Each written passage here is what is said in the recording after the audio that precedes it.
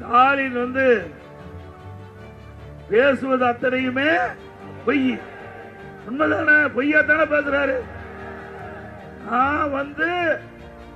அவர்கள் செய்த தவறுகளை பிரதான எதிர்க்கட்சி என்ற முறையில் விமர்சிக்கிறோம். அரசியல் நீதியா விமர்சிச்சா பரவாயில்ல, ஆனா தனிப்பட்ட முறையில் விமர்சிச்சா திருப்பி 10 முறை நம்ம விமர்சனிக்க முடியுமில்ல. எங்க தொண்டனே விமர்சிப்பான் திரு ஸ்டாலின் அவர்களே. இன்றைக்கு திராவிட முன்னேற்ற கழகம் பல நாடகத்தை அரங்கேறியது. என்னமோ திமுக ஆட்சி வந்தவுடனே தொழில் வளர்ச்சி ஏற்பட்டதாகும், இளைஞர்களுக்கு வேலைவாய்ப்பு கிடைச்சதாகும் அப்படின்னு ஒரு பொய்யா அவிழ்த்து விட்டுருக்காரு. உண்மையா?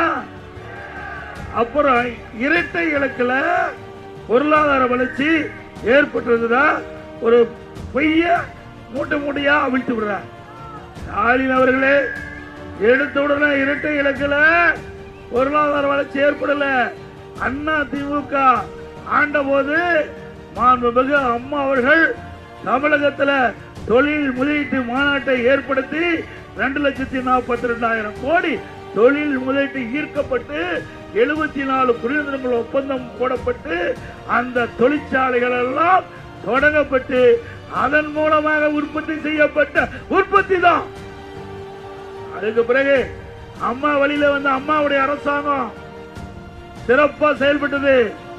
2019 ஜனவரியில அம்மா வழியில தொழில் முதலீட்டார் மாநாட்டை சென்னையில் நடத்தணும். அப்ப 3,05,000 கோடி தொழில் முதலீட்டை ஈர்த்தோம்.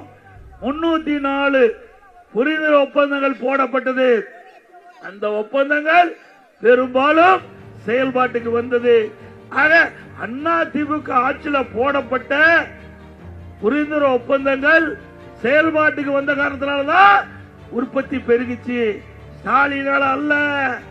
இத பக்கமா விளம்பரம் கொடுத்துட்டு இருக்கார்.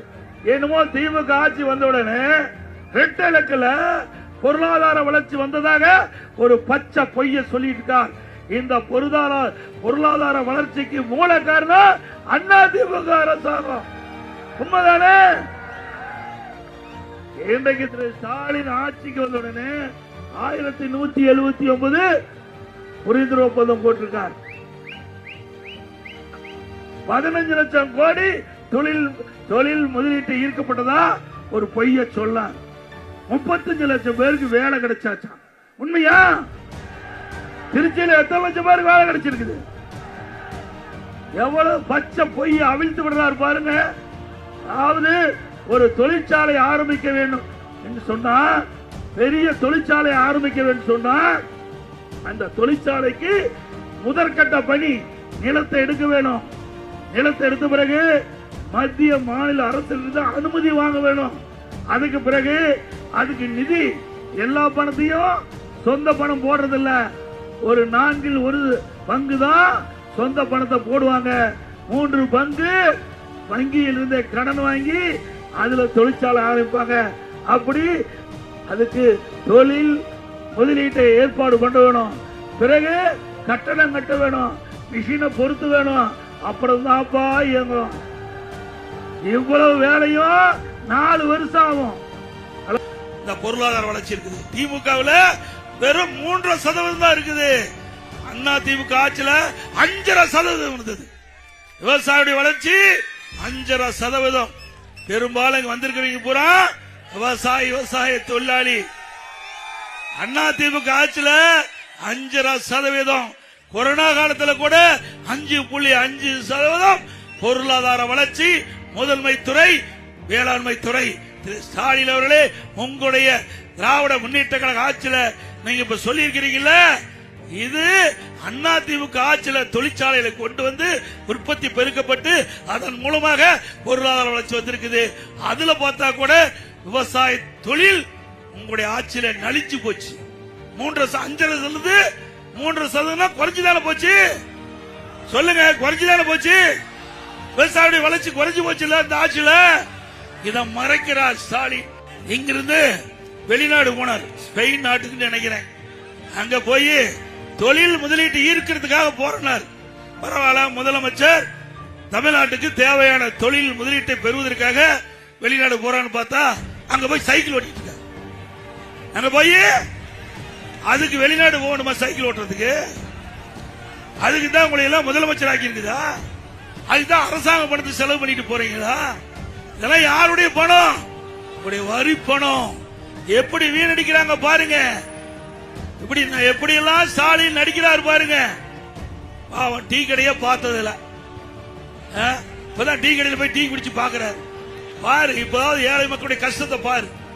போய் டீ கடைக்கு போய் டீயை குடிச்சு ஆகா ஏழைகள் எப்படி கஷ்டப்படுறாங்கன்னு இப்போதான் சிந்திச்சு பார்த்து ஸ்டாலின் அவர்களே.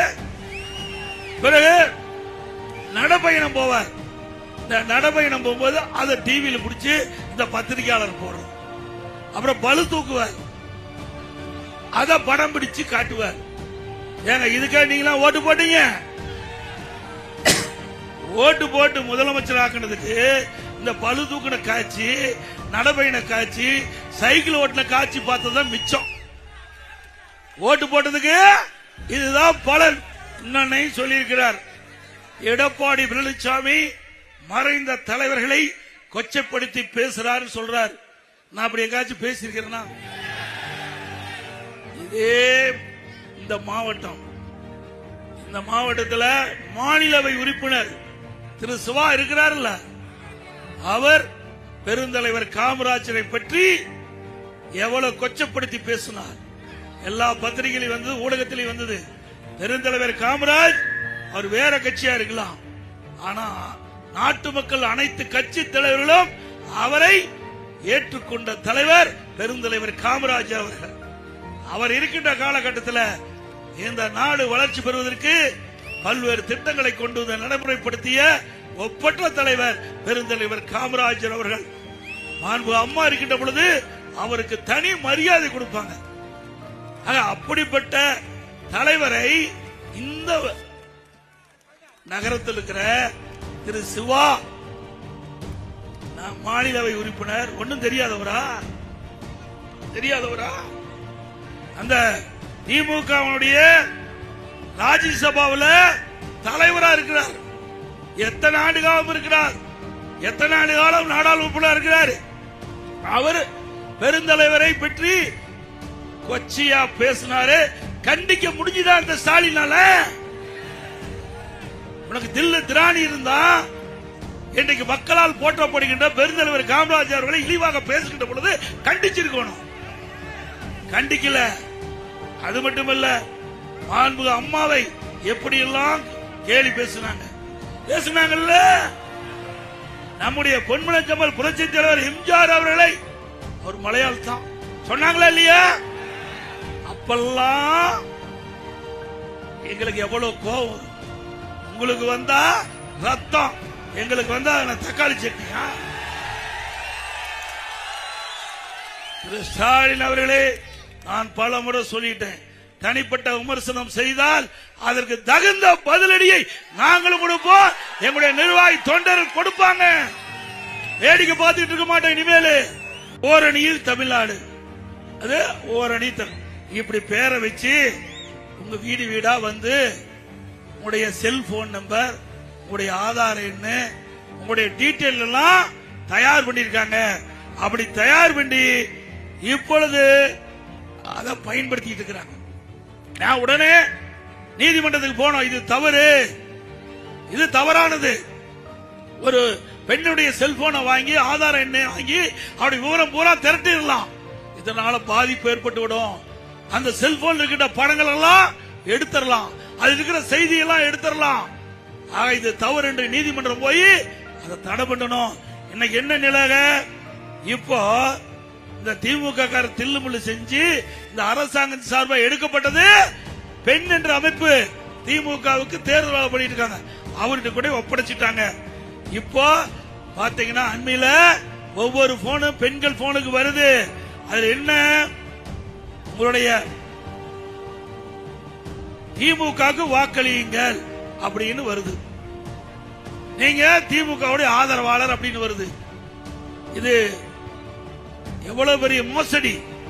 மக்கள் நம்பித்தானே நம்பர் சொன்னாங்க, அரசாங்கத்தை நம்பித்தானே உங்களுடைய விவரத்தை எல்லாம் சொல்லி இருக்கிறீங்க. அரசாங்கம் தவறா பயன்படுத்தலாமா? எச்சரிக்கையா இருங்க. அது மட்டும் இல்ல, நீங்க போன பண்றான், வீட்டுல இருக்கீங்களா இல்லையான்னு பாக்குறான், வீட்டுல இல்லாத போது வீட்டுல புது கொள்ளையடிச்சிட்டு போயிடும். ஜாக்கிரதையா இருங்க பெண்கள், இளைஞர்கள், அதுவும் நம்முடைய மூத்த தாய்மார்கள் தான் ஜாக்கிரதையா இருங்க.